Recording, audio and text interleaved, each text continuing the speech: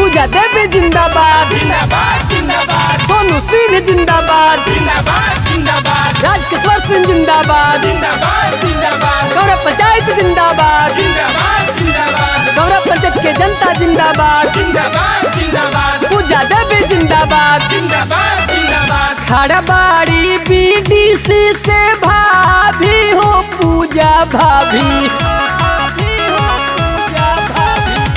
खड़बाड़ी BDC से भाभी हो पूजा भाभी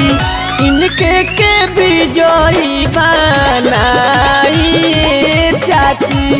इनके के विजयी बनाइए काकी दी आशीष सिर पे ताज पहिनाएगी कमरा पंचायत से जीताइए काका कमरा पंचायत से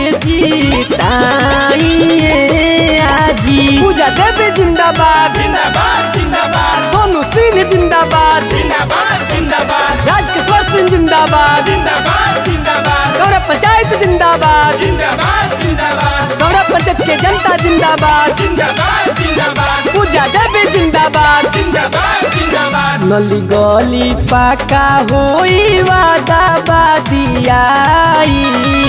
सब कर सुनिए भाभी करी भलाई ए चाचा नली गली पाका होई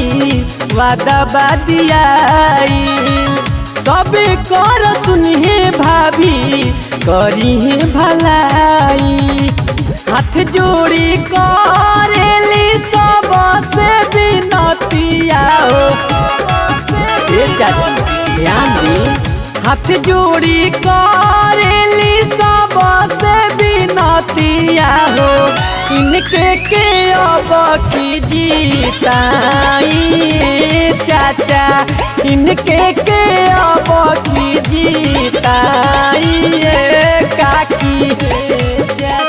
पूजा देवी जिंदाबाद जिंदाबाद जिंदाबाद सोनू सिंह जिंदाबाद जिंदाबाद जिंदाबाद राजकिशोर सिंह जिंदाबाद जिंदाबाद जिंदाबाद गौरव पंचायत जिंदाबाद जिंदाबाद जिंदाबाद गौरव पंचायत के जनता जिंदाबाद जिंदाबाद जिंदाबाद जनता के शान हई होई अब की जीत हो कहे आनंद मोहन गाई के गीत हो जनता के शान होई अब की जीत हो कहे आनंद मोहन गाई के गीत हो राजा किशोर सिंह के मान के बढ़ाई बाबा हो सोनू कुमार सिंह के मान के बढ़ाई भारी मत से विजयी बनाइए चाची